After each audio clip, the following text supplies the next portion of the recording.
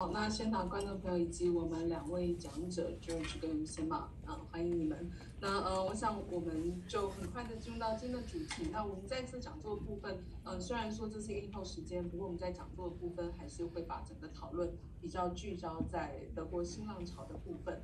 那也很高兴这一次北影在德国新浪潮60周年的时候举办了这样的一个回顾。那尤其是在我们对于德国新浪潮的了解，我相信有3位作者导演是我们最熟悉的法斯宾达、何索跟文温德斯。但是这一次的这个选片，让我们看到了德国新浪潮非常非常多元的一个呈现的样貌，不管是在美学上或是主题上。我想可能先在这里有个翻译这样子。 Good evening, everyone, and thank you everyone for participating in this session. Today we're talking about the奧柏豪森Manifesto. This year is the 60th anniversary of the奧柏豪森manifestos. And normally today we will talk about the German New Wave. And normally when we talk about these terms in Taiwan, we know more about Fassbinder, Esok, and Wim Wenders. But today in these selections, we were able to see more directors from that period. And today we are very happy to have discussions focused on this period of time in Germany. 好，那我想先请 George 跟我们聊一下，因为在奥森豪斯的宣言当中有一句话：旧的电影已经死了，然后我们相信新的电影。The old film is dead. We believe in the new one. 所以想要请 George 从电影创作、当时德国电影产业以及德国的政治社会的脉络，来跟我们聊一下当时在宣言当中这26位年轻的导演他们所提到的这个 new 这个新，它后面的一个意涵。So in the奧柏豪森manifestos in 1962, that mentions that we believe the old films have died and we believe in the new ones. So first of all, we'd like to invite Gilles to tell us about the context and the historical backgrounds of this manifestos. What is the situation in the movie industry then in Germany, and also the political and social context. Thank you for the kind invitation. For me, it's kind of time travel. And it's, as you mentioned, 60 years ago, and I was a teenager then, and for me it was just joining in a movement with great hopes and great expectations that didn't come true in every aspect, but the hope still remains from that period. 对我来说，这段时间就今天好像乘着时光机回到过去一样。当时我还是青少年时期，当时我们对于社会还有对于这个未来是充满希望，还有充满期待的。虽然后来并没有事事如愿，但是我相信这样的希望至今依然存在。First of all, it's interesting what was the old, so-called old cinema. It was not as monolithic as you could imagine. It was a mixture of I think 3 elements.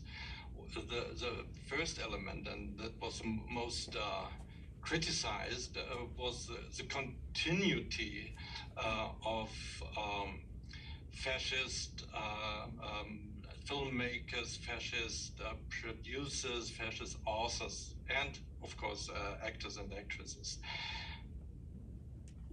在当时所谓的这旧电影，其实并不是完全都长得一模一样，它其实主要有3个不同的元素。那第一点呢，当然是最受批评的，就是在从法西斯时代延续以来的这些导演、演员或者是编剧等等，他们依然在这个产业里面继续从事创作。And the second element was delivered by the migrants who came back from Hollywood and had learned the skills of and the rules of Hollywood, and would put a little bit of Hollywood in the German cinema. But they were mostly Jews or other victims of the regime. So in this very absurd situation, the fascists and their victims worked together and had to dream together. 第二个类型呢，则是这些从海外，尤其是美国留学归国回来的这些移民，他们从美国学习了好莱坞的这些技术跟技巧，还有拍片的规则之后，回到德国来去应用在德国的电影创作里面。而这些的归国的移民，他们很多其实都是犹太人，也是纳粹时期的这个受害者。但是也有点讽刺的是，当我们谈论旧电影的时候，这两类导演，一方面是法西斯时代留下来的导演，一方面是当时纳粹受害者这些犹太人导演，竟然被划在同一类当中。And the third element was a kind of monopolistic structure of the industry of this dream machine. So let's say 5 or 6 production companies every time they work together, and they didn't open to newcomers. They didn't open to dissidents. So it was kind of semantic prison, and this didn't occur to the young people because they had no hope to get in there. 第三个，在这个所谓的旧电影当中被批判的对象呢，则是这个霸权体制。当时德国主要是由5、6家的制作公司主宰了整个德国影坛的发展，他们是非常封闭的这个一个群体，他们非常的不愿意像比如说新生代或者是新的导演或者制作公司能够进入到市场，所以他们成为了一个非常排拒市场在外的这些的力量，所以也是他们当时这26位导演所批评的对象。And a very strange situation. I think it's unique in the world because usually the German cinema program consists of 3 or 4 elements. One was a newsreel. This was more or less propagandistic thing from the government. The second was maybe animated cartoon, and the third was short films, and then came the feature film. And the interesting thing is that every film was considered by the government to be cultural of value or not. And if the short film got this cultural worship, cultural value, the whole program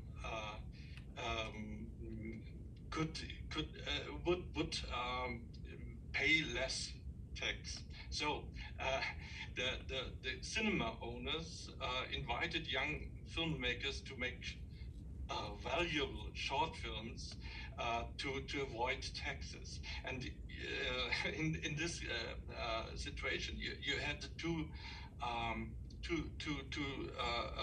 fractions of audience. One who went to see the short film and went out when the boring feature film came, and the other tried to avoid the short film because it was too intellectual and too aesthetic for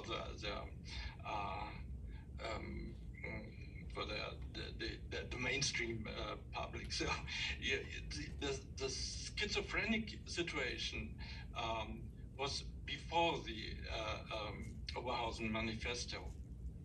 其实，在这个奥柏豪森宣言之前的时候，其实德国他们一般在政府上面所认定的这个电影，其实分为4种不同的种类。一种种类是政治宣传型的电影，就好像我们刚刚那种政治作为政治宣传的这些工具等等。另外一个类型是动画片，还有类型是短片，还有另外一部分是长片。那这4个类型呢，只要是德国政府认可，比如说这个作品是有它的文化价值的时候，如果电影院愿意播放这些作品的话，他们的税负或者减免，或者是税额折抵等等。所以，比如说有些的电影院老板，他就是希望去邀请这些新的导演去拍摄短片之后，在电影院播放，这样他们就可以付少一点的税。在这种情况之下，有些人会喜欢，就是把观众分为非常明确的2大类型。有些观众非常喜欢看短片，他们就专为短片而来。短片放完完之后，他们觉得长片太无聊就离开了。那有些人是专为长片而来，他们觉得这个短片太艺术性太高了，或者他们太过知识分子了，不够大众化等等，所以就变成这个族群，尤其是观众族群里面就分为非常明显的两派。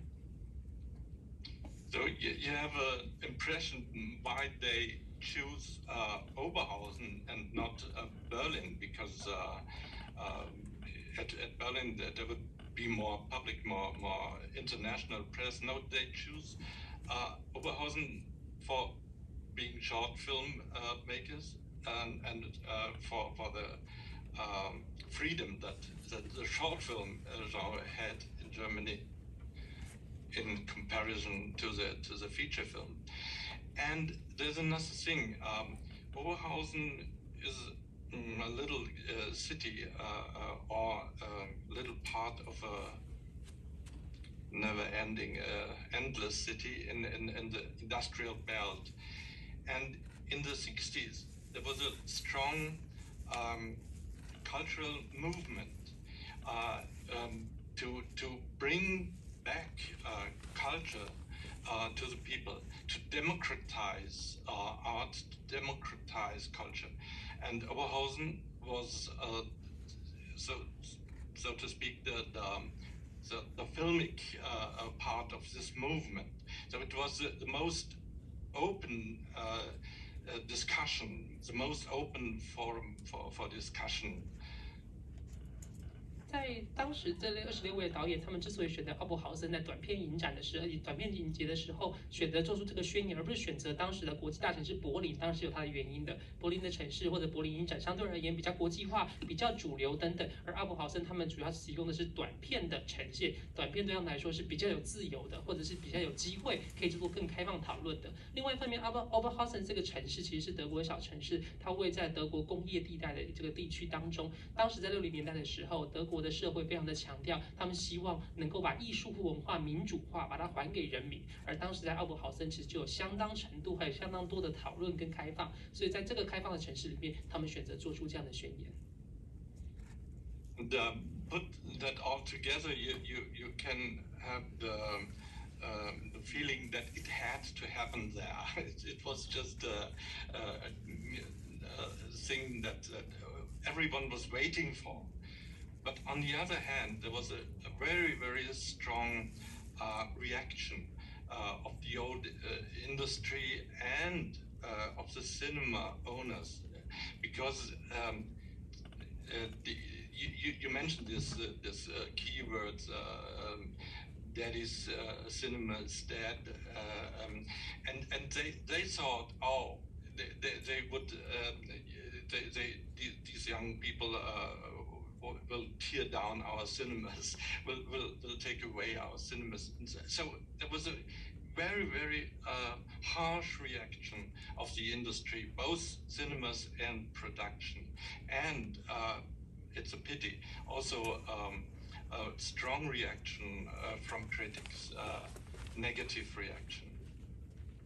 在这刚才提到的种种因素之下，他们这26位提出的导演所提出的宣言呢，其实这是众所期待跟众所瞩目之下而发表的一项宣言。但同时之间，可想而知，他们发表宣言之后，也产生了很多的反动势力，还有很多的批判等等，包括了制作公司或者是电影院老板都认为这位年轻导演，他们认为旧电影已死，所以他们是要去摧毁德国电影产业，还有德国电影他们既有的发展，所以有很多人的批判跟抗拒。当然，另外一方面还有很多批评者，他们也有很多，还有很多的这些影评，他们其实有很多的反对跟批评的声浪，都针对这个宣言发生。So it took more or less 4 or 5 years to realize this movement that went from the short films to feature films, because the biggest aim for the young filmmakers was to make feature films, because they knew in the field of short films it would be restricted. They had an audience, they couldn't develop more. And this was a movement which very, very slowly and was very much of conflict. 在这些不同力量的互相制衡跟抗衡情况之下，其实这股文化运动花了4-5年的时间，才慢慢从短片延伸到长片。因为这些年轻导演其实他们终归还是想要拍长片，短片而言，相对他们的篇幅有限，他们能够说的事情、能够发展的内容其实相对有限，所以他们希望能够拍摄长片。所以，他们的确在这些不同的批判之下，过了4-5年，才慢慢的开始有机会能够拍摄长片。I think that there's the conflict line was centered around 3 taboo. The one was the past. You weren't allowed to speak about the fascist past in another way than the official way, and that was one of the most important themes, not only for young filmmakers, but also for a generation, for a whole generation. The second taboo was sexuality. The German Dream Factory was very, in a way, Puritan, because the Christian churches had a lot to say in this field. And the third taboo was socialism, or even social awareness. If you showed social injustice, you were taken as a communist and you were a criminal. So.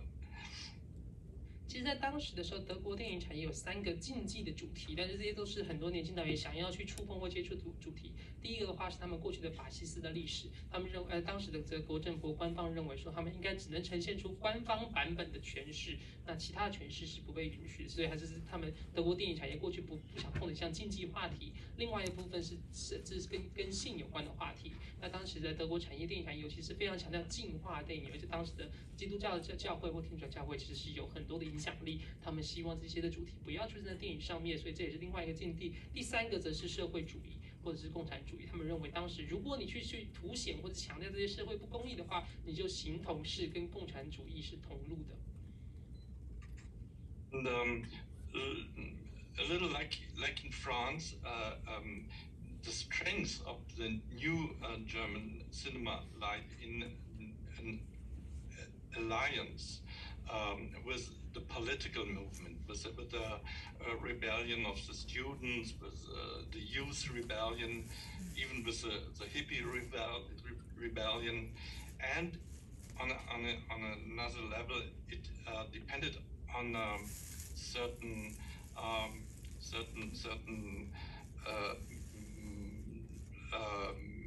let's say friendship between filmmakers and musicians.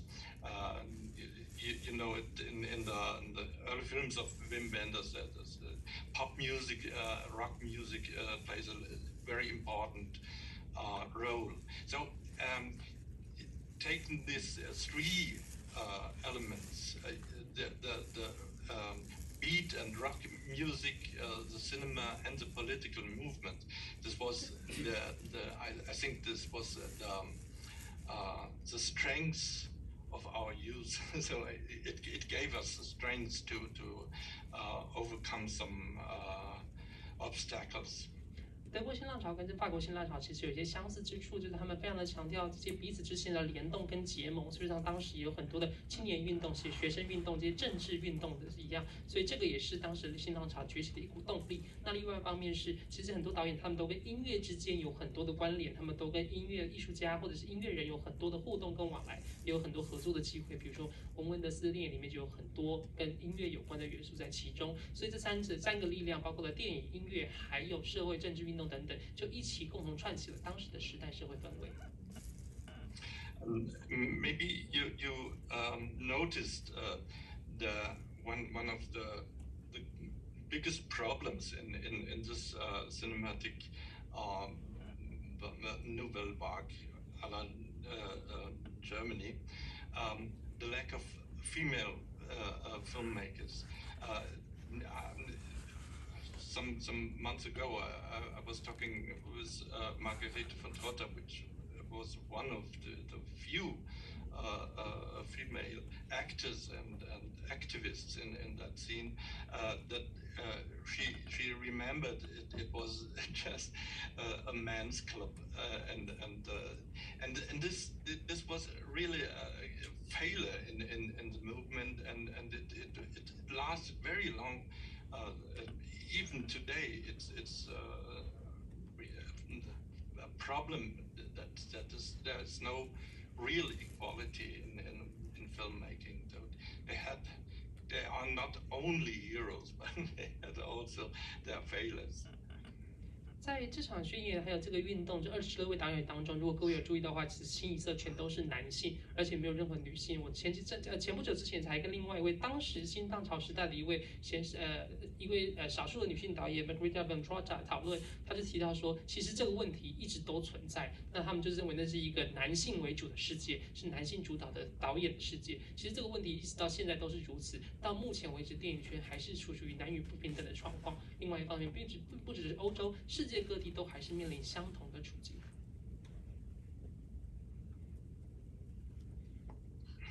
好，那下一个问题，我想我们在很多的文献当中会提到德国新浪潮的结束点，会把它算在1982年阿斯维纳过世，但我想所有的历史它其实都是一个继续的延续，所以我想请吴先呢谈一谈，就是当你89年移民到东德的时候，那大概是离这个所谓的新浪潮结束，大概差不多是7年时间，但我相信那个影响还是在的。所以当你刚到移民到东德的时候，你认为你所看到、你所观察到的德国电影，然后以及它的这个所谓的 cinematic legacy 对你的影响，那以及也许可以回应一下刚刚George的前一个问题，就是如果我们在60年代德国新浪潮看到这是一个男子俱乐部的一个状况的话，那在此刻你作为一个女性创作者，你认为现在在德国的创作环境是否还是一样？某种程度来说，大半时候都还是一个男子俱乐部，或者是你已经看到了一些改变。When we talk about the end of the German New Wave, some people pinpoint 1982, the year when Fassbinder passed away. But of course, history is a continuum. So I believe that the legacies and influence will continue after 1982. So I would like to ask Usama, like when you grow up, you probably feel and see some of the legacy from German New Wave as well. So how does this German New Wave influence you when you are growing up in Germany? And also when Gio mentioned that in the German New Wave or this manifesto, it was a men's club. It was a very unequal situation between men and women in the film industries. I would like to know in Germany now, do you still see the situation, this inequality still exists, still that's prevalent in the German cinema even today? Yeah. Please. Okay. Yeah, I think it is very interesting what George already told us about Germany and the way film and movies developed in this historic connection. And I came from Mongolia as I was 4 years old, and so I had the chance to observe Germany from this perspective, with this kind of distance. And for me, it was culturally seen, always very, it was always a fight to grow up in Germany, and especially because I'm Mongolian and I always had this conflict with my appearance and with racism. And I could really feel how people, how George already mentioned, how they try to suppress or oppress things that are different. 其实刚才就已经跟我们说明了当时的这个奥柏豪森宣言他们的时代背景，还有他们的社会历史脉络等等。我自己是在4岁的时候从蒙古随着家人移居到德国，所以我也可以用这样的眼光来看待德国这个当地的发展，还有不同时代的变迁的脉络。其实因为我的外表关系，那我的出身背景的关系，其实我一直必须要跟社会对抗，我一直是一个所谓的异类，或者是我有一个跟大家不一样的这个的看法，所以我其实可以感受到这个成长的过程里面，一直要不断的跟所谓社会主流或者大众对抗。Yeah, and so I grew up with this frame that people gave me. And I guess through this time, I developed in myself, in my own personality or in my own attitude towards life, I built up something like a strength to come out. And I think I used it later for my documentaries or with my feature films that I did. It's always a fight to express yourself against these obstacles. And especially as a women filmmaker, of course, I don't know for how many hundreds of years we have this oppression, but I think especially in the last 10 years, people get aware of it, and the development is going, forward. 当然，我自己其实，在德国生长的时候，一直是在这个社会所赋予我的框架之下，那我一直想要去突破或者是挣脱这些他们对我的这些印象，还有这些的限制跟束缚。所以这个也是我在电影创作的时候，我电影创作里面角色或故事也一样是一直希望能够去对抗这个社会给他们这种种制约之后，希望能够表现自己。那身为女性导演的话，我的确有这样的感受，因为毕竟女性所受到的压抑，或者是社会所给他们的制约，其实数百年来一直都存在。但是我相信，在过去10年当中，不论是社会或者是产业之间，稍微有一些变化，也慢慢的在前进当中。Yeah, and I think I really would like to know how, George, what do you think about the new German cinema today when you compare it, with the world of Fassbinder and Alexander Kluge? What do you think is the development today? 我也想问问 George 对于我现在的这个问题的看法，就是相对于当时60年代这个德国新浪潮，现在的德国新电影，所以相对于法斯宾达或者是 Kluge 而言，现在你看待电影的发展，你觉得现在电影有什么不同的发展？ I think of the proverb, progress is a snail. We are developing the things on a very slow level, and if you think at the times of Fassbinder and Werner Herzog in his early years, and people like Vlado Christland, they went out and made a movie with their friends, with their families, and I remember the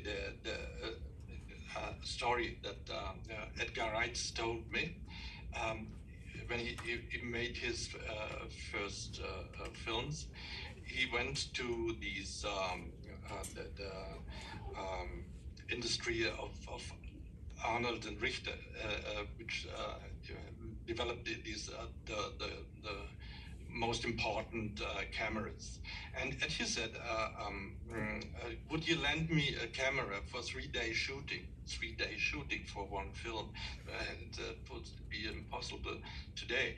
And the old Arnold said, yeah, I will lend you the camera for nothing, but you have to show me that you can handle it. And Edgar went to this camera and tore it away.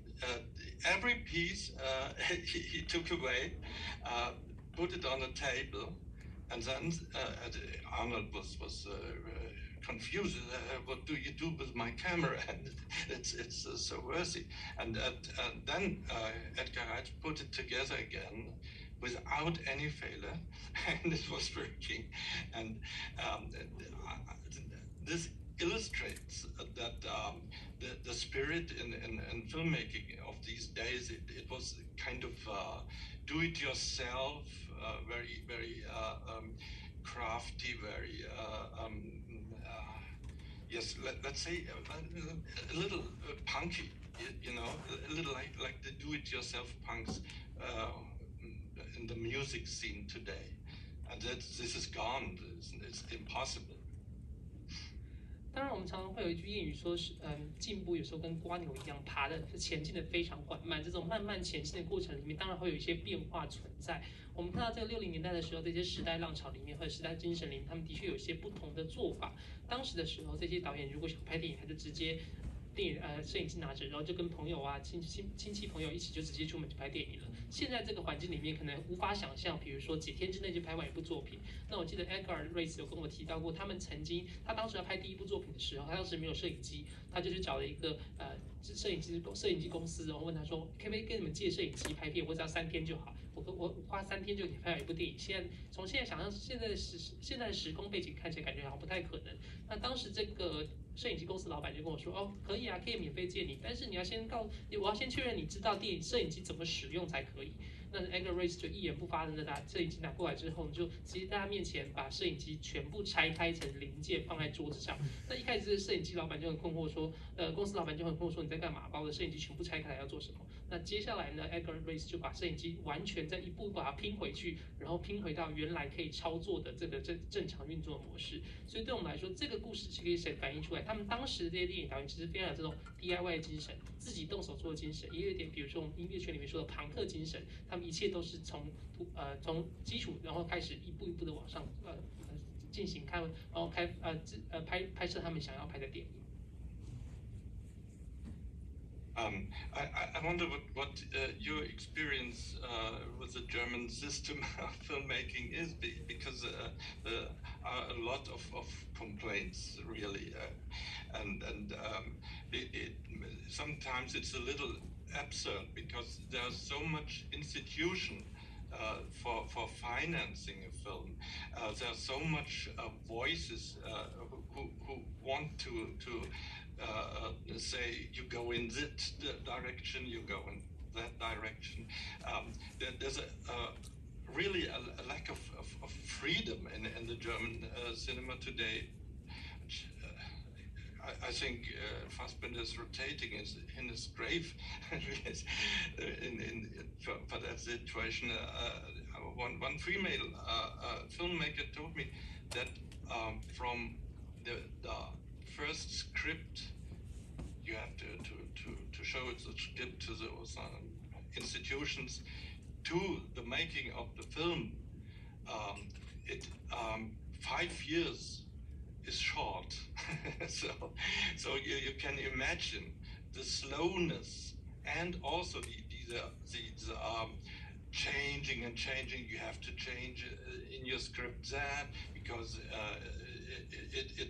there are money from television in it, and that doesn't suit for television viewers and so on. You have a totally lack of self consciousness and even a lack of creative freedom. And for that, I think there is a new movement from very young people, also very important for migrant people or people who work in different countries, who are not rooted in one country, but go through from one country to the other. There are a lot of filmmakers like that, and they I think at the moment being that they develop a really new kind of filmmaking, like filming, with a smartphone, and no budget and no institution at all for my films. And maybe this you can imagine how strong the oppression of this system is.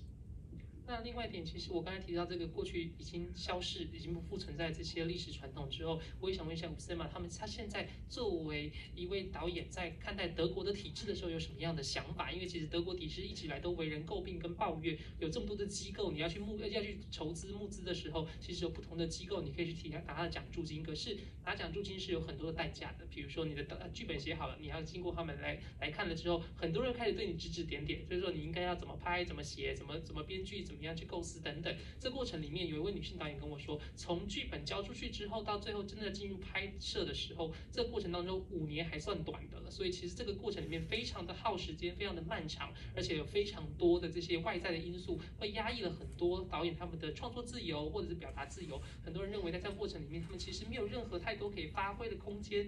现在我们看有些年轻的导演，他们其实有一些新的方法。那这些新的导演，他们也许是来自移民世代，他们并不是从小到大都生活在同一个国家，他们有这个流离的背景，他们并不是从小就习惯这样的一个体制跟制度的时候，他们开始有新的创作方法。他们可能不去找这些机构申请经费，他们可能用手机拍摄，甚至零预算等等。所以我好奇的是，以 Usema 他们的角度而言，他们怎么样看待这个人？他们这样的体制之下，这么压抑的情况之下，又有什么样新的反动或者是反抗的力量？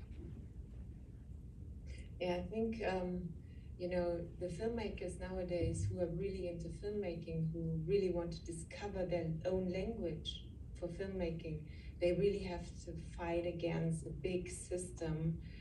You know, the system, they really want you to make movies like you know it from the USA, you know, like you know it from Hollywood. And, you know, the mainstream cinema in Germany is very much copying this.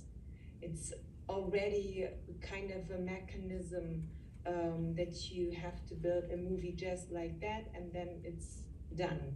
So it's you cannot really feel the filmmaking or the language, and that is hurtful, of course, for the filmmakers if you have to see it, and that is something that is pretty successful because there's this big money machine behind it.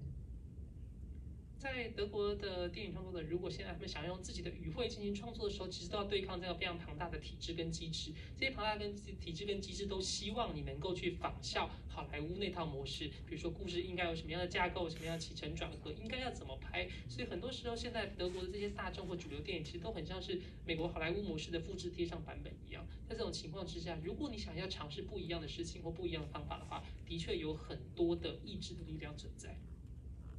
Yeah, but everybody's afraid. And, you know, we already know what happened the last 2-3 years with the world, and they really want to keep this track because they think that's the only way to maintain the film industry. And you know, because of this being angry, being very anxious and very frightful or afraid of the situation, the people don't let new, you know, people in. Because I think there are so many filmmakers in Germany and everywhere who are very different with their own language or who really want to discover this, but they don't have the same power to come up and to come to the surface, actually. 在过去2年，大家都知道世界上面对了很多的变迁跟动荡的情况之下，这些既得利益者或者电影产业相对而言更加的保守了，他们更希望这些既有的体制、既有的制度跟既有的模式可以继续的运作下去，因为毕竟有成功经验，他们想要继续延续下去。可是造成了很多的德国的导演，其实有很多他们自己想要说的故事、新的语汇等等，却没有机会或很少有机会可以浮上台面。And maybe Germany has kind of an identity problem because of what happened in the Second World War with the Holocaust and everything. That is, I think, a very deep problem. So I can feel it when I'm talking to Germans. And I mean, I'm also a German and I love the language and the early beginnings in Germany when you know, like Metropolis or something. These are very modern movies, and I just imagine when we would have such a freedom of making movies like that, like in the 20s, because, you know, the culture is so rich, and I really don't get it why, you know, Germans, they really have to approach this worthful cultural, DNA. 其实德国的文化非常的丰富多彩，但是我在跟很多德国人交谈的时候，我自己当然也是德国人，但是我跟这些从小就生长在德国的这些德国人，他们一起沟通的时候，就发现，也许是二次大战之后留下来的伤痕，或者是也许是纳粹大屠杀的这个阴影，到现在还是有很多根深蒂固的问题，导致他们现在非常的恪守很多的体制跟很多的制度，所以反倒我认为，其实比如说我们回顾看1920年代的时候，德国电影其实是非常自由、非常奔放的，其实有非常丰富的内容，所以我也很好奇他们为什么会当时去最后现在会开始采用这样的制度跟模式去看待电影艺术的创作。Go ahead. Yeah, I just have this feeling. Nowadays we talk about so many important issues, over social media and over everything. We talk like never before, but at the same time we go backwards. When it comes to sexuality, when it comes to female body feelings and stuff like that. On Instagram, you can see bodies over bodies, but it's, I have the feeling that the body measurements and the law of how a body must be is quite, fixed, and you cannot really change it. So I think we're almost back, like what the US just did with the abortion laws and stuff like that. This is, I think you can really say that these new developments through social media really made it more worse, yeah. 虽然现在我们有很多的管道跟很多的平台可以去发表个人的意见，去关心自己对于各项议题的看法，比如说很多社群平台都是如此。但是其实我觉得有时候其实社会反而是不断在后退、不断在退步的。比如说人们对于性、对于女性的身体、女性的感受等等，好像都有一些固着的印象，而且透过社群媒体之后更加强化这些固着印象，更加难以打破或更加难以去抗拒等等。比如说我们现在看到最近的时候，美国才针对堕胎权的这个限制重新产生更多的这些问题等等。我觉得即便我们现在有这么多的社群媒体的这个管道跟但是其实我们在社会上面对于这些议题反而是更加线索的。那刚刚其实我们先生提到一个认同的问题，那我想把这个问题再拉回来到德国新浪潮时期。那我想许多国家的国族电影其实都会处理国族认同、处理历史认同、处理文化认同。但是作为一个假设是一个被压迫的国族的时候，其实这个认同的论述它会有一个相对来讲的正当性。但是对于德国人而言，其实回头在60年代，也就是离2次世界大战的这个犹太大屠杀并没有很久的这个时间之后，是什么样的一个我姑且会用勇气来去谈，就是能够让60年代的这些新导演们这么勇敢的去直面这一段其实并不光彩的历史。那在我们许多对于国族的论述当中，其实很早19世纪法国的历史学家雷南就说过，国族的本质有一部分是所有的人有一些共同点，但有另外一部分是其实所有的人同时遗忘很多事情，而这个遗忘常常不只是发生在政府的层次，对于人民而言，很多时候那样的不光彩，那样的一个犹太大屠杀历史，其实是要转回头要忘记的，要放在一边。但是什么样的一个驱力，去让德国新浪潮当时的导演认为我们一定要重新面对历史？什么样的勇气？当他在面对历史的时候，其实那一段历史所牵涉到的，不是那个好久好久以前的人，而是可能是他的祖父母辈，他们怎么样去跟这样的一个历史对话，从他们个人的层次，从身为一个德国人的认同层次。I think the social political context is definitely is a factor that influenced the film developments in countries like they are oppressed in the past. Maybe they need to use films to find their cultural identity, political identity, and national identity. That's a common situation for the countries that have been oppressed. In the 1960s in Germany, it was actually not that far away from the Second World War. I would like to know that what makes this group of young filmmakers so courageous, I would say, to face this period of time, this dark times that is not actually that far away from then. It's maybe happens to the parents or to the grandparents. Because for the French scholars in the 19th century have mentioned that the constitution of the compositions of the nations come from a group of people with similar traits, or they have collectively forgotten something or collectively obedience. For the German governments, they may try to forget that dark histories in the Second World War, but what makes or what prompt this group of young filmmakers in the 1960s to decide to address and approach these topics? Well, it's a little more complicated, like it's every time. After the World War, so-called Hour Zero, there was a strong movement in making films about the Holocaust, the fascism, the war, and it was influenced by Italian neorealism. There was a so-called movie of ruins, you know, because the plots were in the ruins, but it was a lot of conflict and drama about the fascist criminals.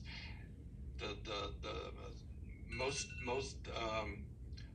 developed plot, like in the films of Wolfgang Staude, was we have to search for the criminals, the war criminals, the concentration camp leaders, and so on. And I think it's about 20 films in the years between 1945 and 1950, which dealt with the deep wounds and the victims. And then came like it happened in Italy. It came a very conservative government and changed the law of film production. So it was a political will to suppress these themes. It's not only that all German would have this notion, forget it, let's forget about it. No, it was it was the laws, it was a financing, it was a taxation, as happened in Italy, where neorealism came to an end because there was a conservative government. 其实当时的情况相对而言其实相当复杂。其实，在二次大战结束之后呢，其实在1945年到50年代之间的1945年到1950年之间的时候，这几年其实当时有很多的电影，他们都在触碰这些二次大战的问题、法西斯主义的问题，还有纳粹时期的问题等等。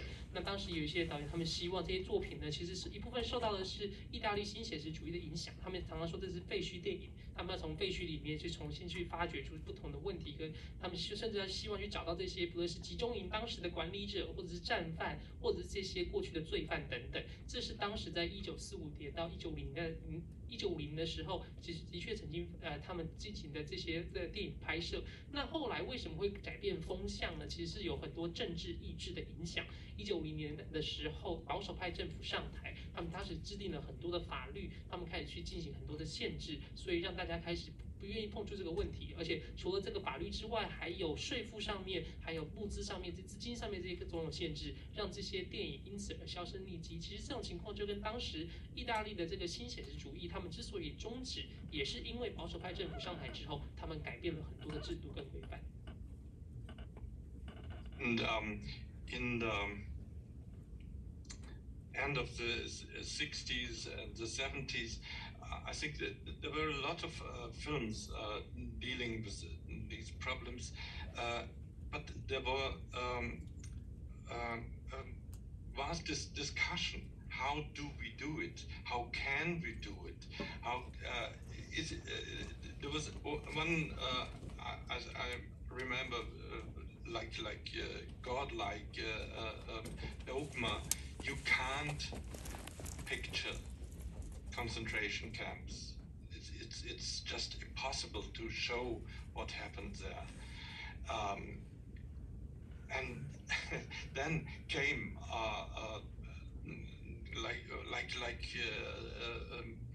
Tempest, this American television series, Holocaust, and the German public went crazy at that. Now the Americans tell us how to deal with this problem, and this discussion went on and it goes on, and it's not finished. We have at the moment, let's say, a tenth of our film production deals with fascism and World War, but they deal in very, very different ways. There is a kind of appeasement, a kind of normalization oh, okay, it's all okay, it wasn't so bad, or it's all forgotten. And there's another strain that says we're just in the beginning of understanding what was happening with us, what was happening with our grandfathers, grandmothers.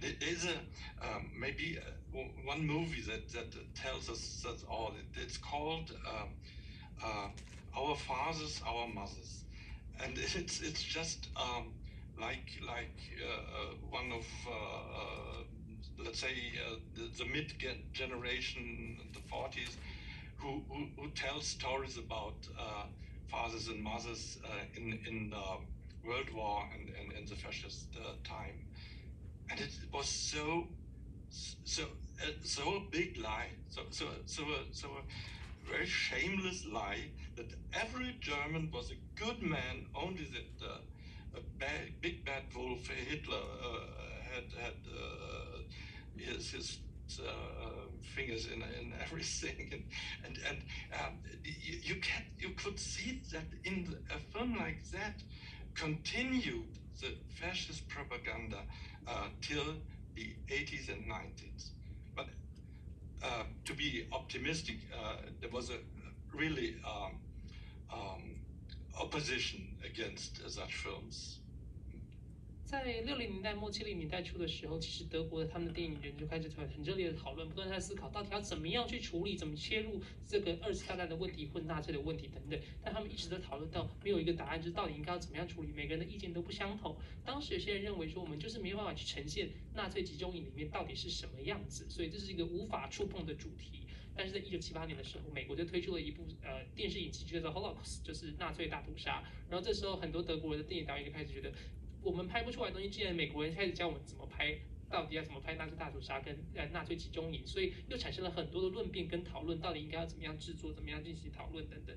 那这些的过程当中，其实一直到现在，还是有很多人用不同的方式试图去处理这段时间的历史。有些人试图要去正常化，要去好像告诉大家说，这件事情其实没有这么的严重，这么的可怕，这么的变化这么的剧烈等等，它是一个其实正常的历史发展的过程一部分而已。那有一些人认为，我们其实才刚刚开始想要去试图了解我们的父母、我们的上一辈等等、上一代等等，他们到底是怎么样去经历这一切的事情的。所以他们其实每个的电影导演，他们其实都一直有不同的观点跟不同的想法。比如说前几年的时候，其实有一部另外一个电视影集叫做我们的父辈 Our Fathers and Mothers， 在这部作品里面，他们就好像把整个社会都变成好像一整个社会都非常的健康良善，然后非常的善良，非常的天真纯真，整个社会就只有希特勒这个大坏人而已，其他的人都是非常天真无辜，而受到误导之下产生了这件事情。所以这是另外一个呈现的方式。当然，这部作品也受到很多批评，认为说太过于漂白这个事情的变化。所以其实一直到现在，人们对于怎么样去处理这个问题，还是有很多不同的想法跟做法。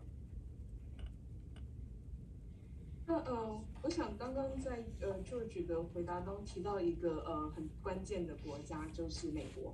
那其实德国在2次世界大战之后跟美国的关系，也就是德国作为一个战败国，那美国作为一个这个同盟国的核心成员，同时又是一个资本主义的一个最主要的这个散播者。那其实，在整个德国的一个发展上，那以及德国新浪潮发展上，其实扮演了很关键的一个角色。那不管是在德国新浪潮电影当中，我们会看到对于美国的这种文化，那尤其是资本主义形态文化的一种批判或质疑。但同时也很有趣的是，德国新浪潮至少在英美其实是透过被美国的关注而让德国新浪潮其实站上了一个世界影坛，然后重新被很具体的去讨论跟谈述。所以也想就是请两位，其实在不同的时间点，一个是在60年代德国新浪潮跟美国这个国家，不管是在影片的一个主题，也就是这个意识形态上，或者是实际上在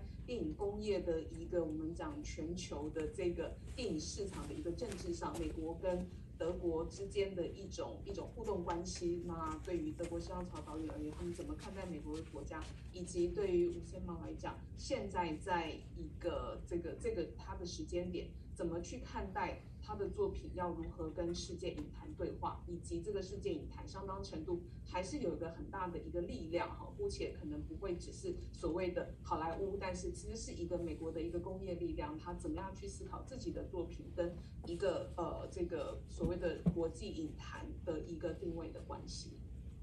So the next question refers to both of you here. And in Jill's answers, you mentioned the important countries, America is influential after the Second World War, with the capitalisms and all the influences in the allied countries, and on the other hand, Germany was a defeated country as well. So in the German New Wave, you can see that these directors are criticizing the capitalism from America. But on the other hand, the German New Wave and these directors are getting recognized by the American audience and viewers, and then get the recognitions from the world. So how do they think about the relationship between Germany and America, and how do they criticize or in some way questions German capitalisms from America as well?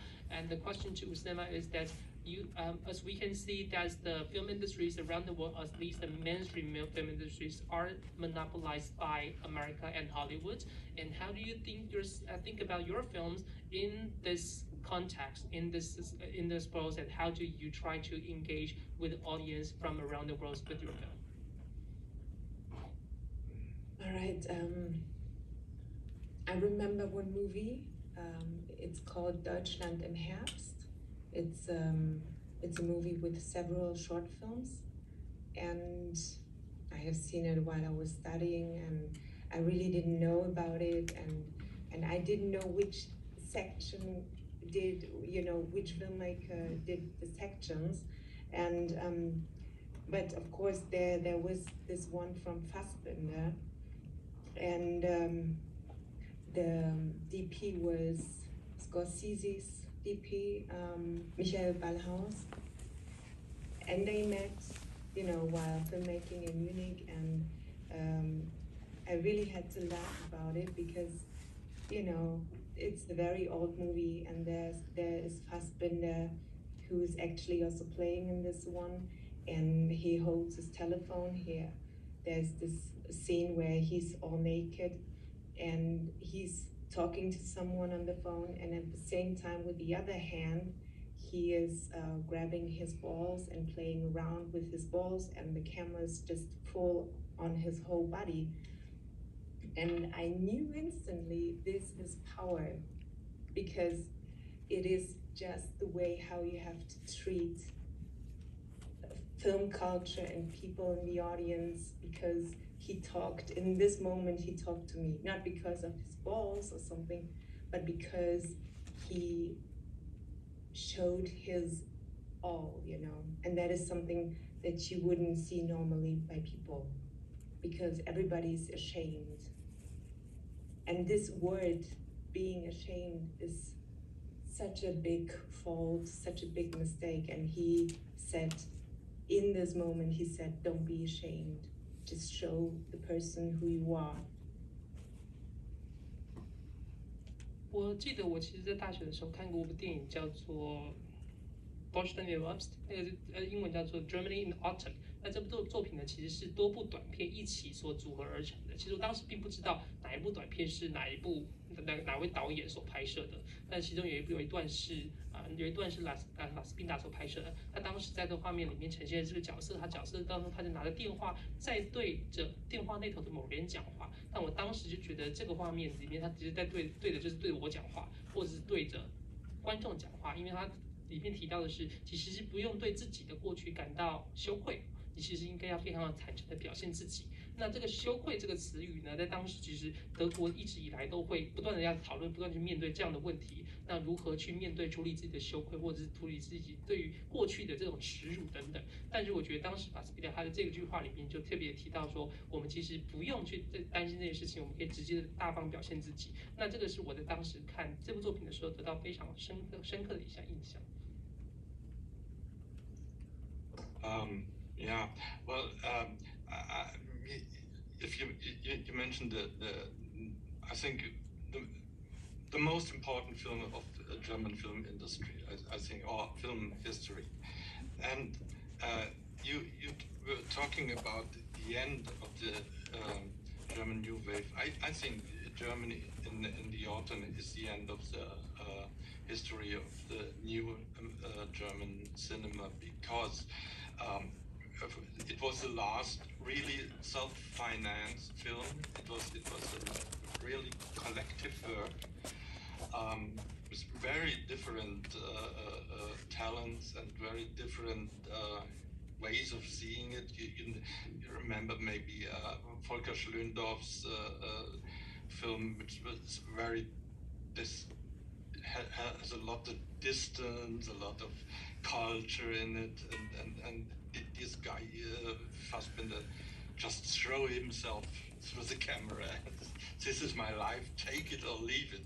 So, and this it is. I think this was Last Supper situation, you know, because you couldn't go further, and there was a great. And bad reaction to this film, because it had a political reaction that stated this film is sympathetic with the terrorists. And as I mentioned, I was talking to Margarete von Trotta.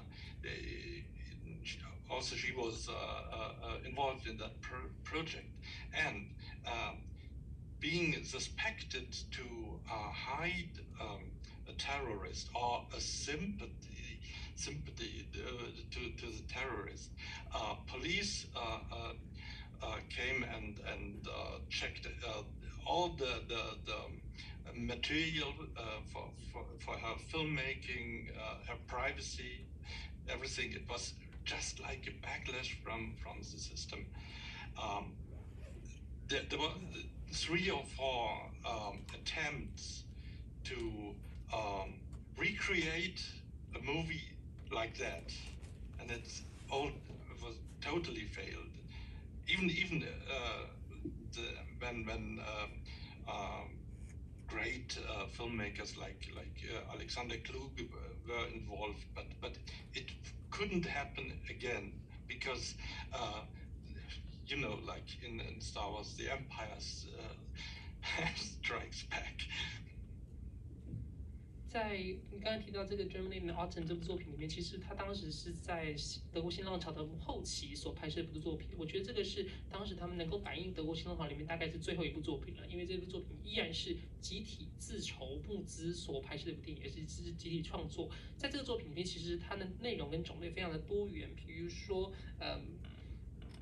沃克什诺夫他的作品里面就有很多的距离，也有很多不同的这个场景。然后，但是在法斯宾达的作品，他就直接把自己的生活公开在你眼前，说这就是我的生活，你要么就接受，要不然就拉倒。这种情况，这样子模式其实非常的特别，非常的有趣。但这个作品后来上映之后，其实毁誉参半。一部分原因是因为政府官方当时认为说这部作品，他们宣称这部作品对于恐怖主义还有恐怖分子而有同情之心，所以在这种情况之下，他们就认为这样的作品是有问题的。所以我之前有提到过，跟 Margarita Bonfrata 讨论的时候，他就提到，这导演就提到说，当时他也参与这部作品之后，就有警察上门来去搜索他的所有的拍摄素材呀，很多他的隐私的内容跟物品等等。所以后来这个情况之下，大家对于这个作品的评价就好坏不一。而且后来虽然还有其他导演也试图想要用这样的模式去做集体创作，可是都不成功。无论是有没有比如说 Kluger 这样非常有名的导演一起参与，还是没有办法再拍出这样的作品跟这样的模式。所以对我来说，这个作品的确呈现出来了当时的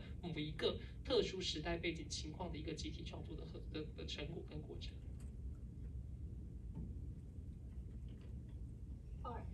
那因为我们原本是要留30分钟映后，但是其实因为我们这个中间会现场口译，那所以我想可能就我们现在就可以先开放给现场的观众。那因为刚刚大家也看了短片集，所以其实是可以让大家开始有一些的互动跟两位讲者。那当然就是说，如果我当然这边还有问题，不过我想这个开放现场其实是一个很珍贵的一个机会，那可以让现场的朋友。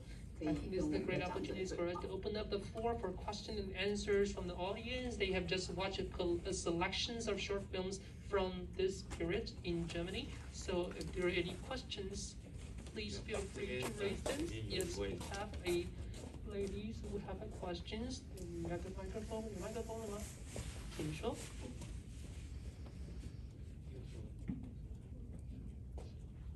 好，大家好。我想请问一下，就是因为我们这次台北电影节看到的短片，其实都比较是在1959到1964，然后刚好是奥柏豪森宣言的前后。那因为我们大部分看到的都是一些比较实验类型或者是活动纪实片，所以我就想要很直接的想请问一下George，就是奥柏豪森宣言提出来之后，他像前面讲座也有提到，是因为前面可能有一些比较保守或者极端的政府所在控制，所以大家认为大家认为电影已经死了，电影人没有办法自由的去创作。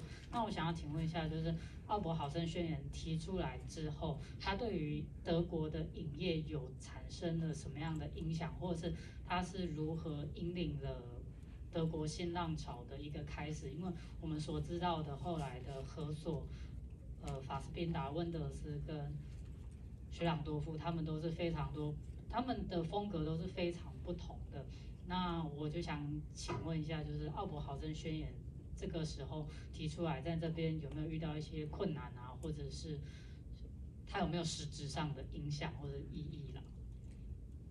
So today in this editions of Taipei Film Festival, we watched a series of short films from 1959 to 1964, around the times when the Oberhausen Manifesto was announced and proposed. And of course, that in the German New Wave, you see directors in very different styles, and in Fassbinder's, in Herzog, and also in Mendes, they have very different style, a very distinct style. So I would like to know that after these manifestos, what kind of impact it has created to the film industries in Germany. We know you have talked about the oppositions or the reactions from the traditional film industry or film production houses, but I would like to know more about after this manifesto, what kind of influence it has to that generations of filmmakers. Yeah, it's 60 years ago, and so you have a little feeling of nostalgia, and maybe you tend to idolize it. So, but the most important impact of the manifesto wasn't not that it created a really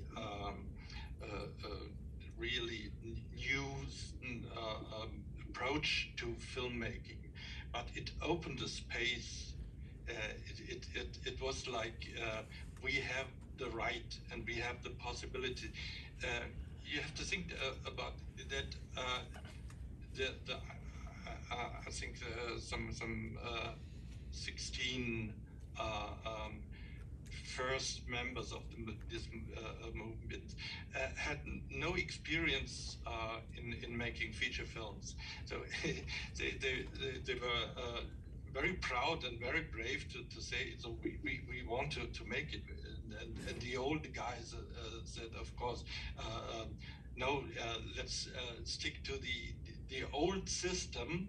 The old system has you have to be learning.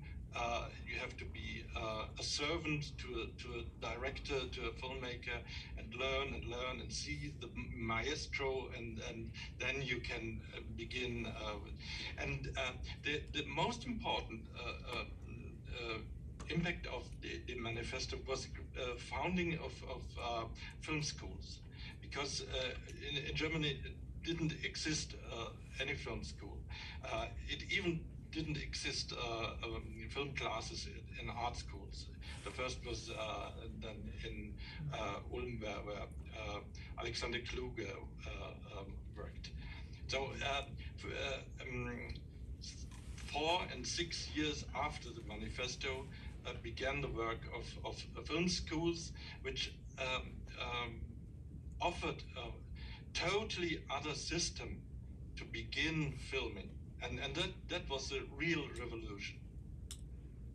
当然，现在时隔60年之后，我们在讨论到这个宣言的时候，可能会有一些怀旧的心情，可能会觉得把它理想化。但当时的这一个宣言，它其实并没有提出，比如说新的电影拍摄方法，而是向外界宣告说，其实即便不是在参加这些大的制作公司，我们依然有这样的权利，有这样的自由，有这样的机会跟可能性，可以去拍摄电影。那其实是他们的一个非常有勇气的一个说法，因为其实26位的导演当中，其实有16位，大概以前从来没有拍摄过长片，他们有这样的勇气，认为说我们的确有这样的意图跟有机会，也想要去拍摄长片的这样的一个论调跟这样的说法。因为过去其实在德国旧的体制当中的时候，如果你想要成为电影导演，你唯一的方式就是从大师身边学习。从旁边做助理，在旁边那个帮忙等等，慢慢一步一步的见证跟像学徒一样学习之后，才有机会拍摄电影。所以在当时的这个德国，其实并没有电影学校，也没有美术系里面或艺术系里面也没有电影课程。所以其实这个宣言里面最大的影响是，他们后来成立了电影学校，这是德国的第一间电影学校。他们提出了非常不一样，让大家能够开始踏上电影导演之路的方法，所以这是当时这个宣言他们在提出之后，对于德国的影坛最大的影响。Maybe I can add one thing. The next impact was the founding of a critical scene.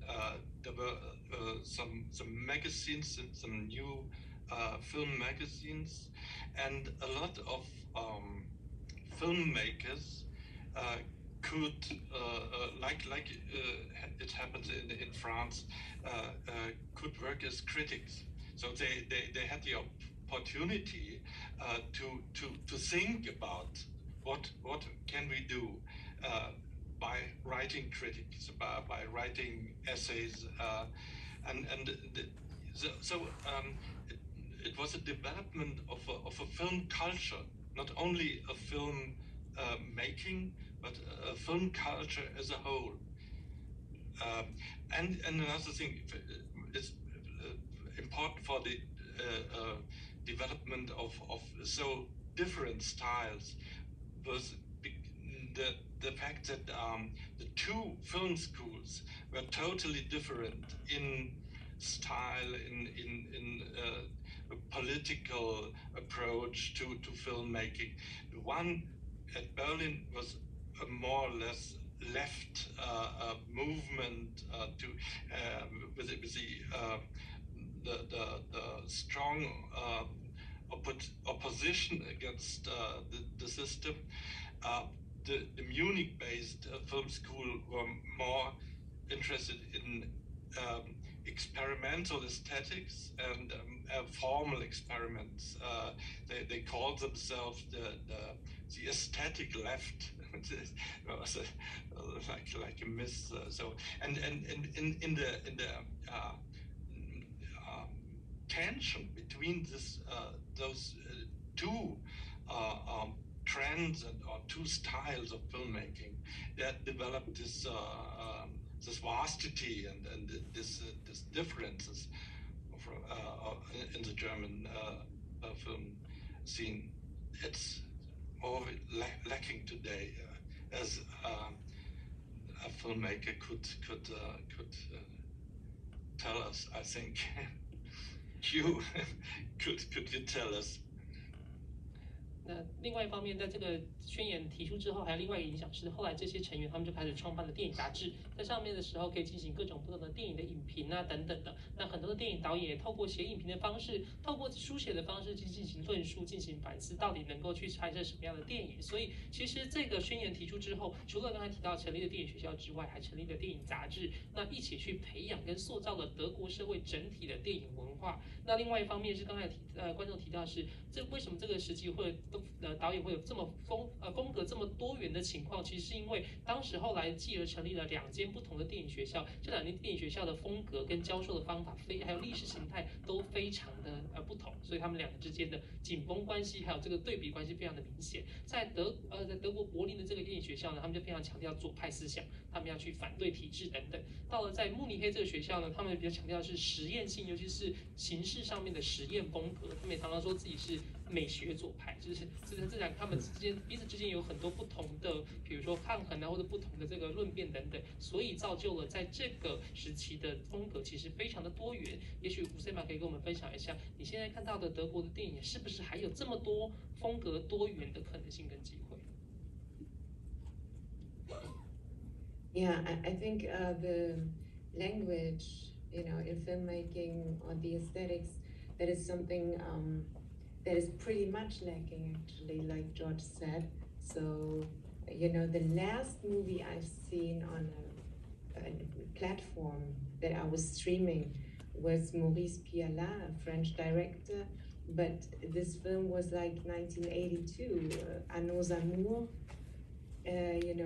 That was one movie in the last few weeks that I discovered that really confronted me with my own stereotype kind of thinking. So I feel like I've really felt after watching it, oh my God, that was a film really challenging me, because not only filmically, with the content, the whole story with this beautiful girl, growing up and stuff like that, but it was aesthetically so very powerful. And those kind of movies, it's really depending on the filmmakers who are really who feel so repressed or oppressed that they have to go this typical way of filmmaking, and so they really get into the wrong direction because they cannot really discover or self-discover their language, and that's a huge problem. And you cannot really say it's a problem, but it's so sad because that's what we want in the cinema. We want another perspective, and we don't want to see, the mainstream kind of film editing. 那我的确也认为，现在的德国电影当中，他们有时候会缺少很多不一样或多样化的电影语汇等等。我最近在串流平台上面看到这个电影，其实是法国电影，是1982年的电影。那这部电影里面其实就不断挑战我的很多刻板印象，它也其实在不论是形式上面、故事或者是题材美感上面，都不断的会让我有很多新的启发跟新的想法。但现在其实我们反倒没有比较少有这样的作品会出现在现在当代的社会或当代的作品当中的。也许必须要在某一个很压抑的社会当中，或者是某一个压抑的世代里面，他们必须要透过这样的方式进行反抗之后，才会有很多新的可能性跟新的探索、新的出路等等。既然现在的情况当然不能说是问题，但是的确我们看到了很多的不论是剪辑或拍摄都变得有点千篇一律，或者是比较了无新意的情况之下，我们的确少了很多过去我们看到的多样性存在。好，看现场还有没有？ Any other questions from the audience? Yes, we do have a question. 有刚同一位观众，后面还有别的问题。Yeah, we have someone far in the back. Just a second. 我们把麦克风交给您。拿到麦克风就可以请到。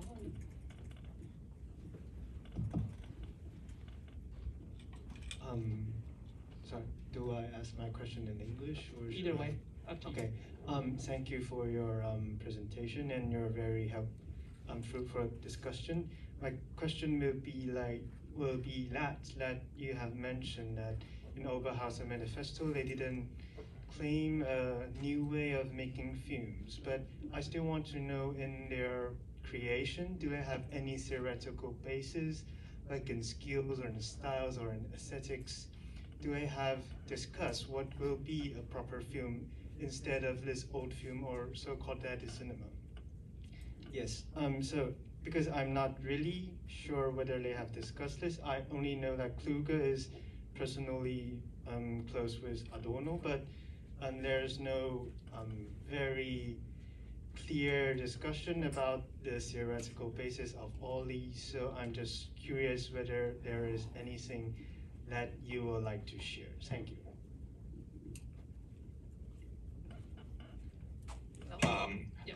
I remember a story about the discussion of the manifesto, which told Edgar Reitz, and Edgar Reitz told Alexander Kluge did the talking, and we restricted ourselves to looking heroic. So you can imagine that there was two different approaches. The one was really a new theory. It came from the critical theory, and it led to a strain of cinematic thinking, you know, of films which didn't tell a story, but you see a film thinking. That came from Alexander Kluge to like today, maybe Robert Braunkamp and Susanne Weyrich, scholars of Alexander Kluge, develop, and they call it, like thinking film. And the other side, like the most of the young filmmakers who followed the manifesto were just trying to learn by doing. They had no theoretical basis. They just wanted to make films, and that's all. So some of them ended in the industry because filmmaking was all they wanted, and they didn't want to think about what they're doing. So these two fractions developed like two worlds. And these two cinematic worlds wouldn't come together again. Today, I think today the theory of film and the thinking about language, about style, about pictures, why do I have my camera here and not there? Is just a sin. You learn at the film schools, don't think, because if you begin to think, you can work. So this lack of consciousness is a very deep problem. It's just like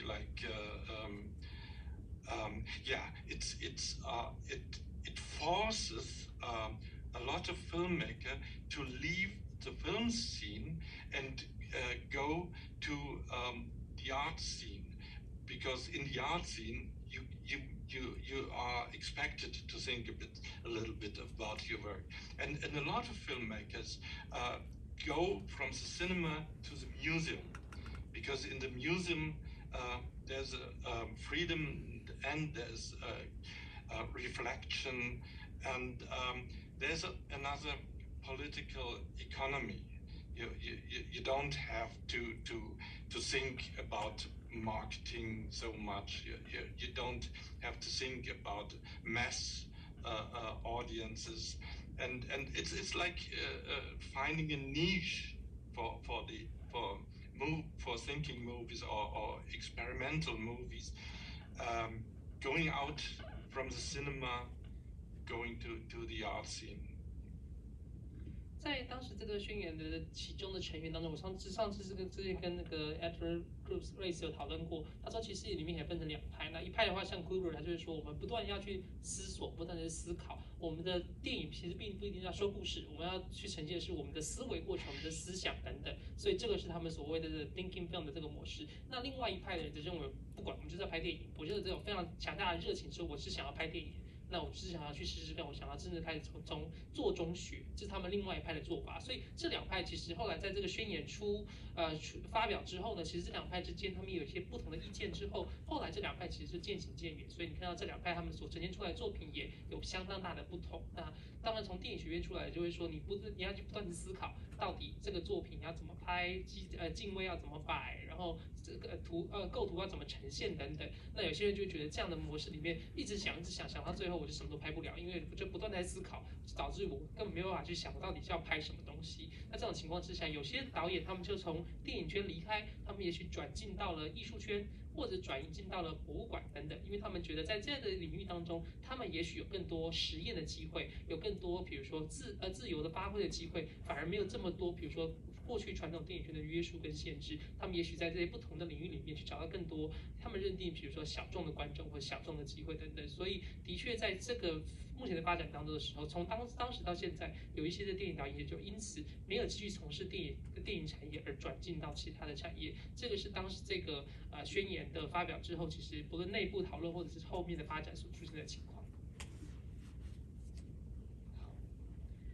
现场观众还有其他的问题吗 Any other questions from the audience? OK，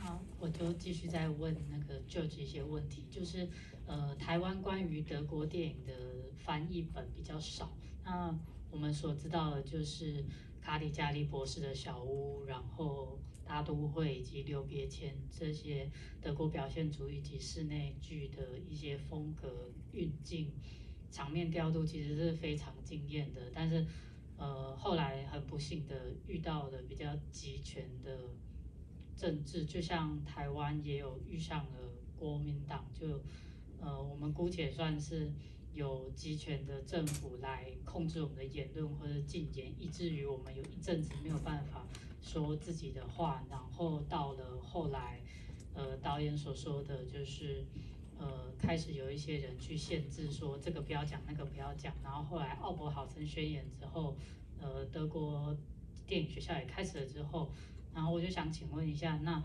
德国新浪潮最主要的一个核心或者在谈论的命题会是什么？那像今年台湾新电影又40年了，大家又在回头问说，那有没有后新电影？就想要另外问那个女导演，就是以她的观察，就是德国在新浪潮之后的后新电影是什么样的样貌啊？以及另外，既然在这里就想要问一个八卦，就是当那个德国新浪潮出现的时候，其实法国新浪潮跟意大利新写实主义已经在兴起了。那德国算是比较晚追上，那他在创作的过程中会不会有一点想较劲，或者是开出自己的一个风格？这是我们台湾在这边所无法从书中或者什么知道的，想要直接请问一下 George 这样子，谢谢。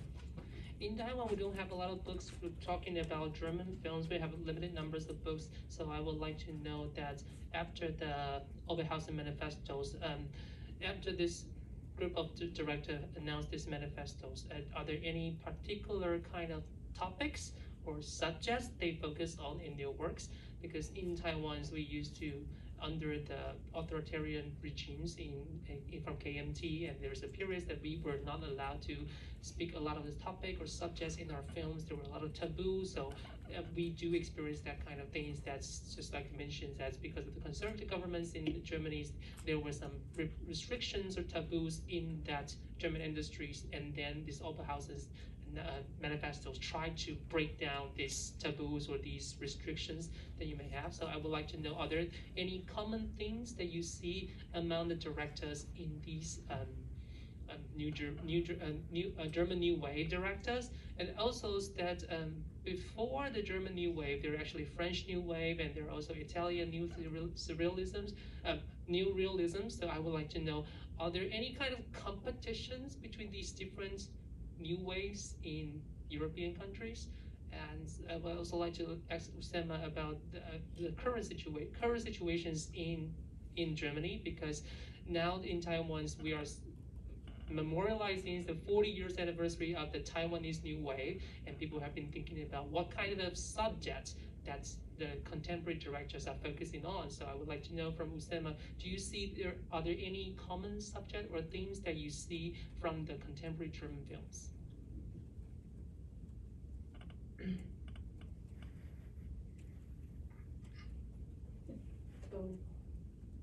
Yeah. All right. I really have to think about it, because maybe George, can you help me? Because I don't know if there are, if there are common topics, because at some point, at our Munich Film School, people say, Munich Film School, these students, they've got no stories to tell, they are lacking conflicts and stuff like that. Yeah, I think I do feel that there are, of course, filmmakers like me who grew up between two cultures, and I think the identity question in Germany is pretty important, and because there is this question of how you're treating people, and me, I'm not into racism, but I can imagine that there are filmmakers who really want to make movies about racism. Me, for example, my first movie, my graduation film, was very much about sexuality and solitude, and how you dare to talk to people frankly. 我跟大家讲一下，到底现在德国当代电影里面有什么共通的主题？因为有些人会批评说，比如说从慕尼黑电影学校里面出来的学生，他们可能没有故事好说，或者是他们缺乏冲突，所以他们没有什么故事可以在电影里面说出来。但我认为，其实在很多现在德国电影里面，身份认同也许是一个非常大人们常常触及的主题。那我自己做的作品里面，并没有去讨论到，比如说种族主义的问题。不过我相信很多的德国导演也许会有兴趣，或者是想要去着手或者是触碰这个议题。那我主要就关心的是，比如说人们如何彼此对待、组织相处等等。那我自己的第一部作品，这个海地部分类里面就要提到的是，人们对于很多东西的刻板印象，我们如何去对抗，还有去反映这个刻板印象，如何去跟这个刻板印象互动，或者是排拒这样的刻板印象。Yeah, I think that a conflict that exists not only in Germany, but it's a universal conflict in the film history, is that between the author and the genre, and this conflict always changes. In the aftermath of the Oberhausen Manifesto, the author was the godlike figure, like in the Nouvelle Vague in France, which never was like that in English or Italian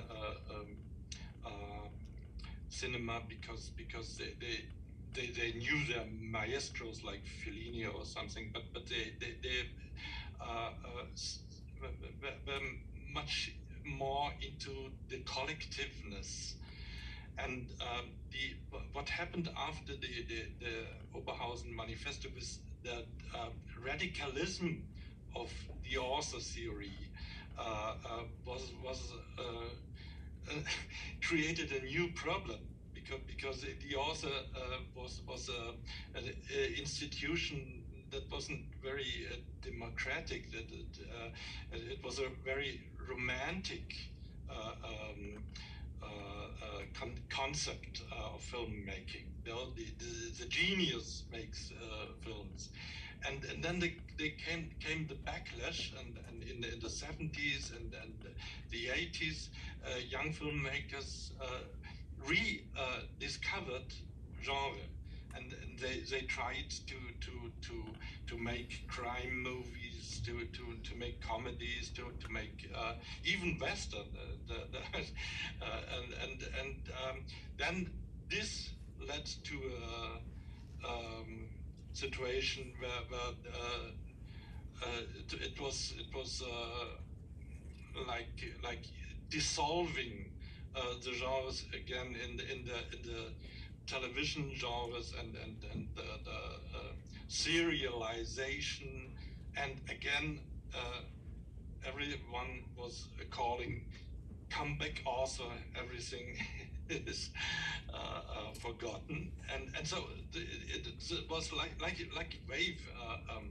The author genre, at the moment being, I think everybody says, oh my God, we have to rediscover genre, because so we can reach the audience. We just make a little variation in the genre.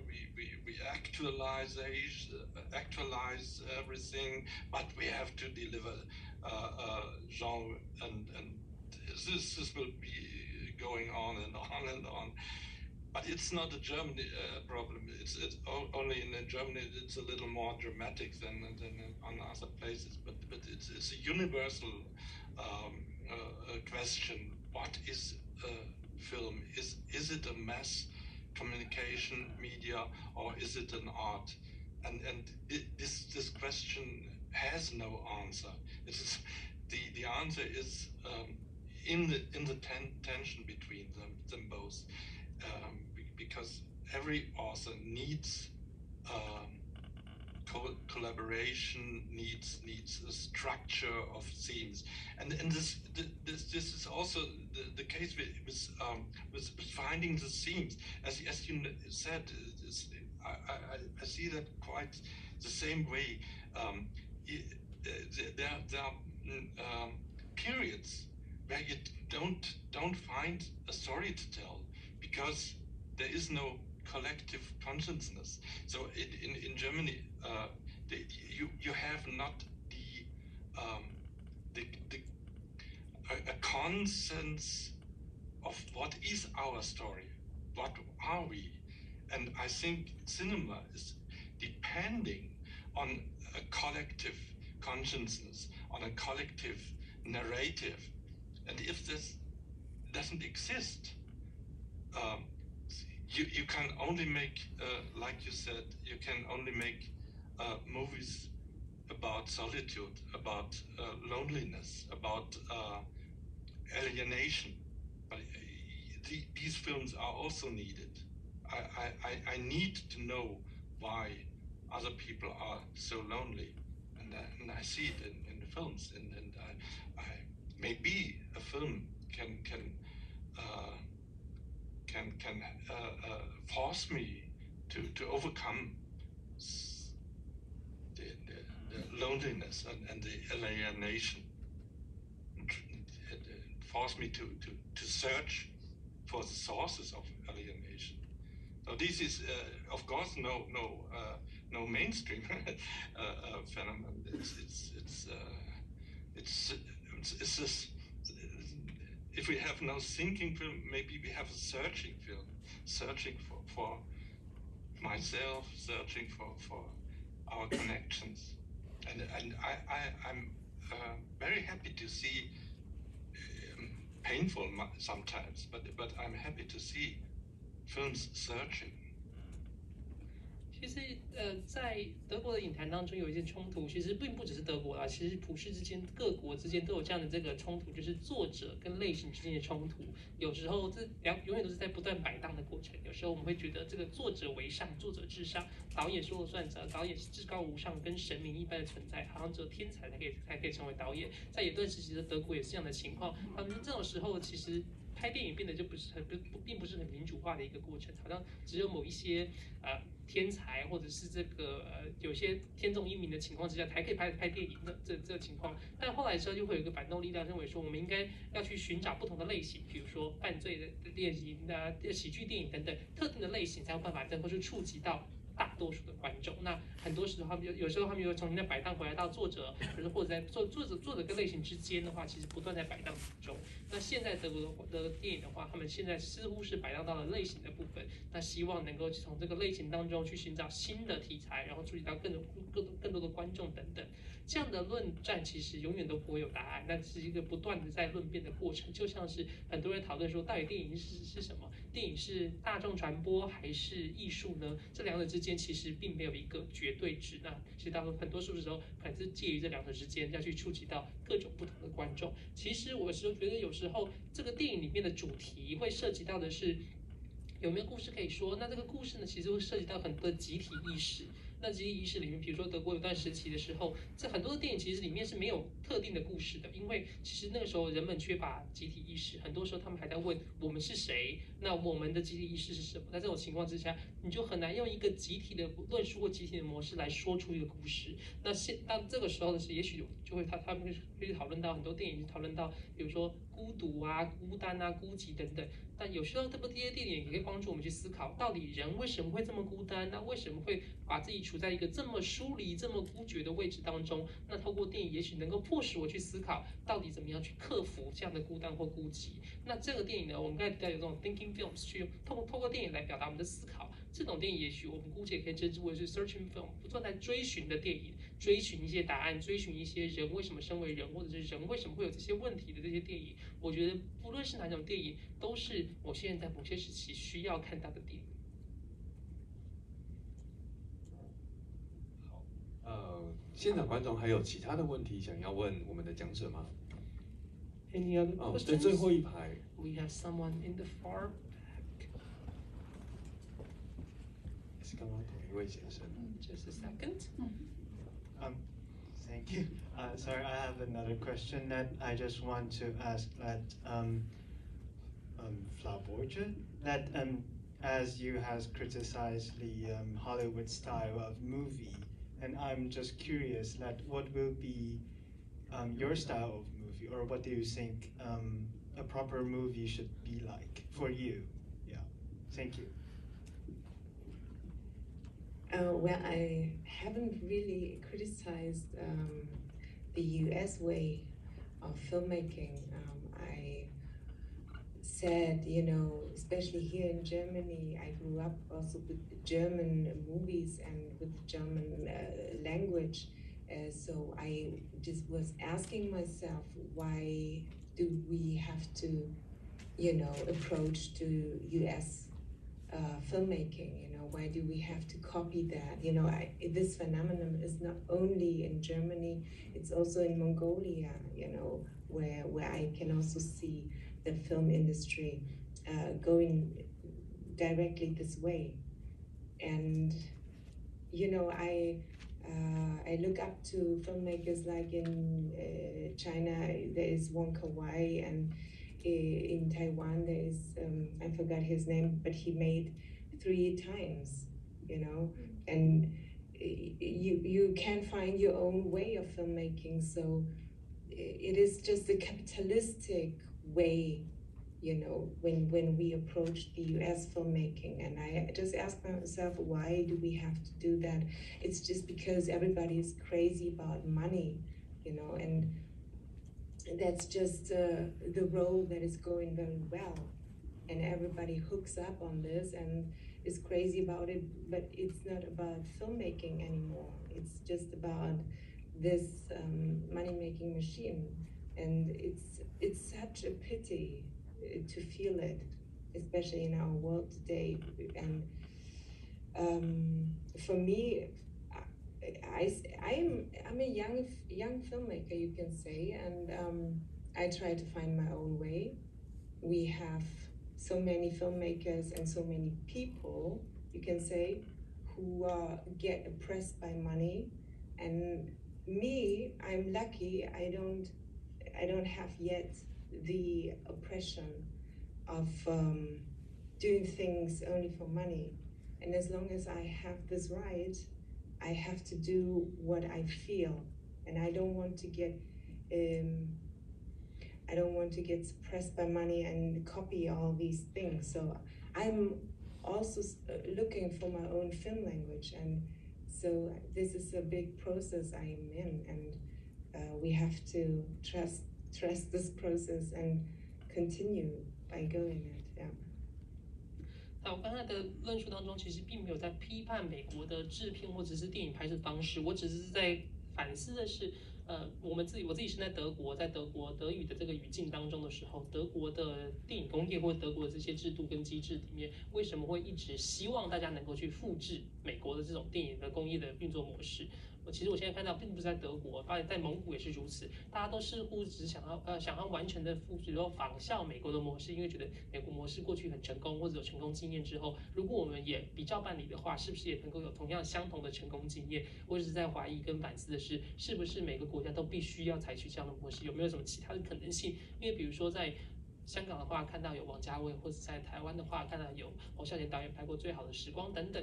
那这些的导演，他们的确都有他们自己的方式、自己的语汇，然后自己的这个创作电影的可能性。我只在思考是有没有其他的机会可能性。很多的时候呢，因为进入到这个体制之后，到最后他们的纠结点或者他们的症结点，并不再是电影创作，而是怎么样卖得更好。怎么样会有更多票房、更多市场、更多商业机制跟商业的获利等等。那我自己很幸运，目前还没有受到这个金钱的压迫，我还有自己的这个机会可以去探索我想要拍摄电影的这个方式跟电影的语汇。当然这是一个漫长的摸索过程，但是我希望自己在目前的过程当中的时候，不会因为在金钱或者是在经费的要求或者是影响之下，不得不去学习或者是模仿或者是参照特定的拍摄模式。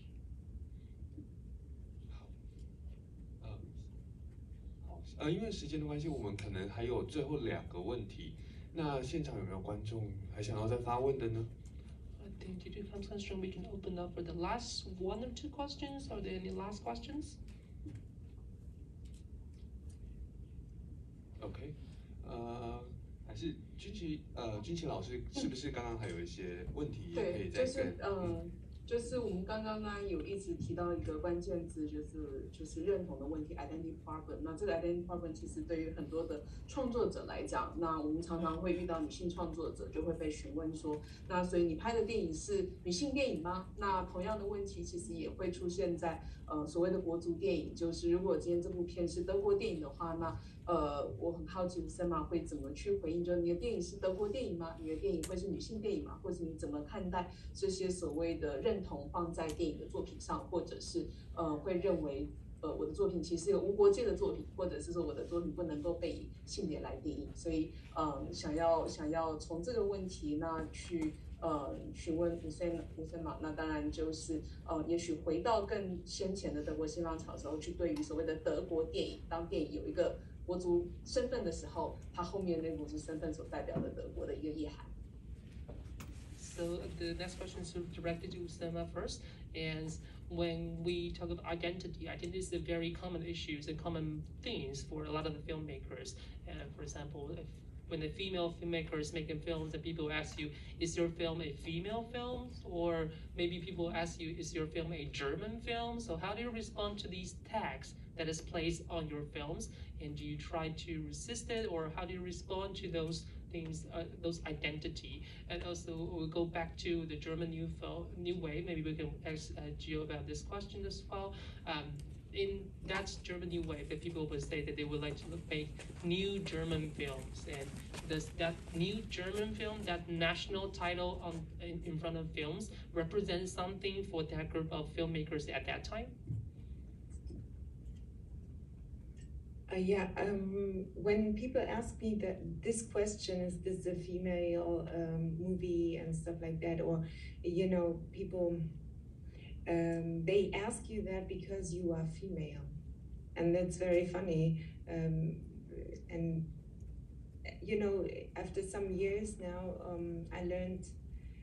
I knew it before, but it's always learning by doing. But you don't have to talk so much. And so I just thought to myself, maybe, movies, especially your movie, some people get it, some don't, and they will understand it, and I don't have to give my opinion, Sometimes opinions are very, very important, but actually I prefer not to say always, your opinion on this, and when you're asked and when you have this discussion like what we do right now, it's very important that you say what you think and that you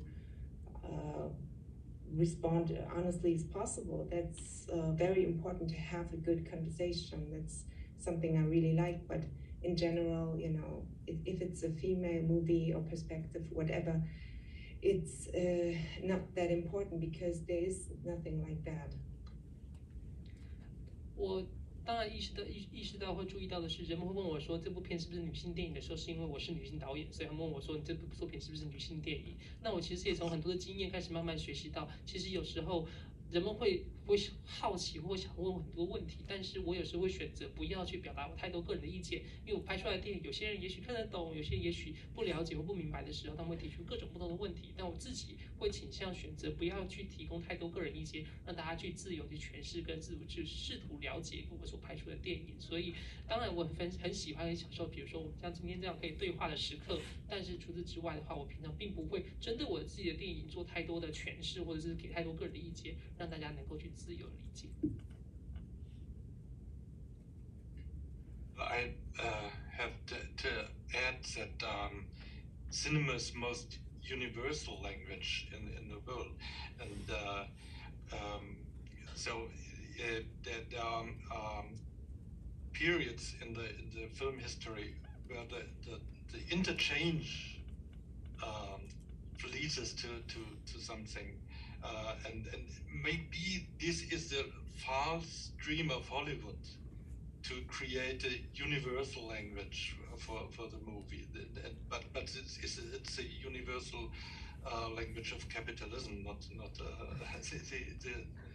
universal language of people, and what I'm dreaming of would be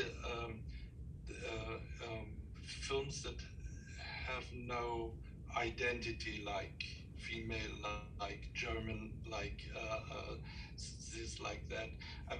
I'm dreaming of a kind of Germany in the autumn, but the world in the autumn. Cinema we could really put together for a universal view. As pessimistic it may be for the moment, but the optimism is in the working together, and that is for me the utopian aspect in movie making. It's not being German, not being female. It's being human and changing, exchanging pictures of humanity. 很多人说电影是一种普世语言，但其实我认为常常很多时候是因为不同的文化或不同之间的交流的时候，会产生出很多新的火花。那很多时候，好莱坞可能会说这电影是个普世语言，可是他们所推行的普世语言其实并不是电影的普世语言，而是资本主义的普世语言。所以我希望如果有机会未来的话，我的理想里面当中，这些电影不应该有特定的标签或身份，比如说女性电影啊、德国电影等等。我希望它是一个普世的电影，然后也希望也许我们刚才提到这个 Germany in Autumn 的时候，它是一个集体创作出来的作品。我希望也许未来我们可以创作一部片叫做 The World in Autumn， 就是一样是集体创作的电影，一同去呈现出目前世界集体的情绪跟氛围。也许现在听起来有点悲观，这集体氛围好像有点不乐观，但是我觉得乐观的部分是在于彼此之间互相合作之后，可以去创造出这些新的作品出来。我觉得到最后，我们希望能够关注的是电影，它并不是某个国家的电影，或者是某一个性别的电影，而是人的电影，透过这种电影的方式来去呈现人的价值。很谢谢 George 跟吴森嘛，然后也谢谢现场观众朋友很精彩的问题。那我现场交给建伦。So this concludes our sessions. Thank you, Sima. Thank you, Gio, for your participation, and thank you everyone in the audience for staying with us.